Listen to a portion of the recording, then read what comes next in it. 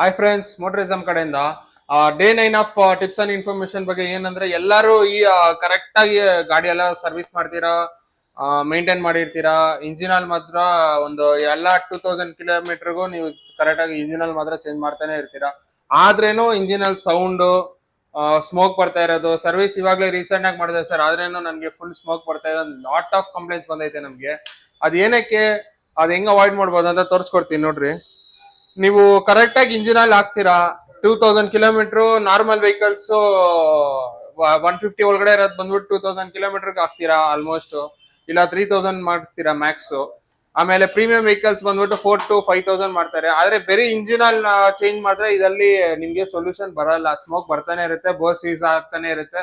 Engine oil ಎಷ್ಟೇ ಹಾಕಿದ್ರೇನು ನಿಮ್ಗೆ smoke ಆಮೇಲೆ ಇಂಜಿನ್ ಸೌಂಡ್ ಬರ್ತಾನೆ ಇರುತ್ತೆ. ಏನಕ್ಕಂದ್ರೆ ಪ್ರೀಮಿಯಂ ವೆಹಿಕಲ್ಸ್ ಅಲ್ಲಿ ಇಲ್ಲಿ ನೋಡ್ಬೋದು ನೀವು, ಇಂಜಿನ್ ಒಳಗಡೆ ಈ ತರ ಎಲ್ಲಾ ಕಡೆನೂ ನಿಮ್ಗೆ ಫುಲ್ ಟೋಟಲ್ ಇಂಜಿನ್ ಒಳಗಡೆ ಎಲ್ಲೆಲ್ಲ ಆಯಿಲ್ ಸಪ್ಲೈ ಆಗುತ್ತೋ ಎಲ್ಲಾ ಕಡೆನೂ ನಿಮ್ಗೆ ಈ ತರ ಆಯಿಲ್ ಜೆಟ್ ಕೊಟ್ಟಿರ್ತಾರೆ. ಮೈನ್ಯೂಟ್ ಹೋಲ್ಸ್, ಇದು ಹೋಲ್ಸ್ ಬಂದ್ಬಿಟ್ಟು ಎಷ್ಟು ಚಿಕ್ಕದಾಗೈತೆ ನೋಡಿ, ಈ ಕಡೆ ಎಲ್ಲಾ ಚಿಕ್ಕ ಚಿಕ್ಕ ಹೋಲ್ಸ್. ಸೊ ಅದರಿಂದ ನಿಮ್ಗೆ ಪಿಸ್ಟನ್ ಒಳಗಡೆ ನಿಮ್ಗೆ ಈ ಬೋರಿಂಗ್ ಕುತ್ಕೊಳ್ಳುತ್ತೆ. ಬೋರಿಂಗ್ ಕುತ್ಕೊಳ್ಳಾಗ ನಿಮ್ಗೆ ಪಿಸ್ಟನ್ ಅಲ್ಲಿ ಆಯಿಲ್ ಅಲ್ಲಿಂದ ಸರ್ಕ್ಯುಲೇಷನ್ ಆಗುತ್ತೆ.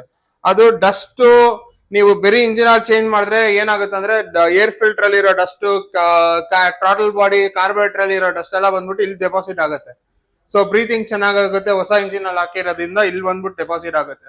ಸೊ ಅವಾಗ ಡಸ್ಟ್, ಇಂಜಿನ್ ಆಯಿಲ್ ಎರಡು ಮಿಕ್ಸ್ ಆಗಿ ನಿಮ್ಗೆ ಇಂಜಿನ್ ಪೂರ್ತಿ ಓಡೋದ್ರಿಂದ ಫುಲ್ ಎಲ್ಲಾ ಕಡೆನೂ ಡಸ್ಟ್ ಫಾರ್ಮೇಶನ್ ಇರುತ್ತೆ. ಇದು ಕಾರ್ಬನ್ ಫಿಲ್ ಆಗೋದು ಅದೇ ಕಾರಣನೇ. ಬರ್ನಿಂಗ್ ಆಗುವಾಗ ನಿಮ್ಗೆ ಆಯಿಲ್ ಮೇಲೆ ಬರುವಾಗ ಫುಲ್ ಈ ತರ ಕಾರ್ಬನ್ ಫುಲ್ ತುಂಬಿಕೊಳ್ಳುತ್ತೆ. ಬ್ಲಾಕ್ ಸ್ಮೋಕ್ ಅದಕ್ಕೆ ಬರೋದು.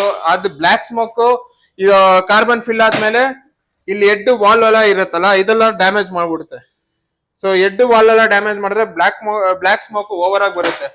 ಬೋರ್ ಸೀಸ್ ಆಗಿದ್ರೆ ನಿಮ್ಗೆ ಫುಲ್ ವೈಟ್ ಸ್ಮೋಕ್ ಬರ್ತಾನೆ ಇರುತ್ತೆ. ಇದಲ್ಲಿ ನೋಡ್ರಿ 390 ಡ್ಯೂಕ್, ಇದು ಫುಲ್ ಬೋರ್ ಸೀಸ್ ಆಗೈತೆ. ಬೋರ್ ಸೀಸ್ ಅಷ್ಟೇನ್ ಜಾಸ್ತಿ ಅಂದ್ರೆ ಆಗಿಲ್ಲ, ಮೈನ್ಯೂಟ್ ಸ್ಕ್ರಾಚ್ ಆದ್ರೇನು ಫುಲ್ ಸ್ಮೋಕ್.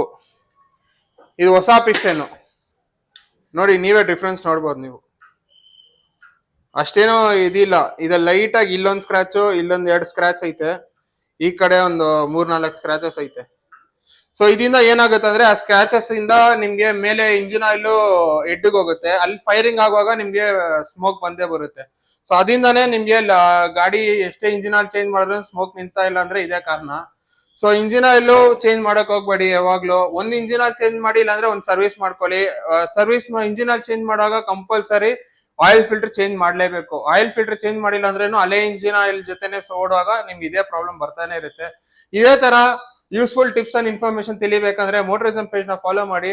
ಯೂಟ್ಯೂಬ್ ಚಾನಲ್ ಅಲ್ಲಿ ಫುಲ್ ಪ್ರಾಕ್ಟಿಕಲ್ ವಿಡಿಯೋ ಹಾಕ್ತಾ ಇರ್ತೀನಿ, ಅದಲ್ಲೂ ಹೋಗಿ ನೋಡಿ, ಸಬ್ಸ್ಕ್ರೈಬ್ ಮಾಡ್ಕೊಳ್ಳಿ. Thank you, by.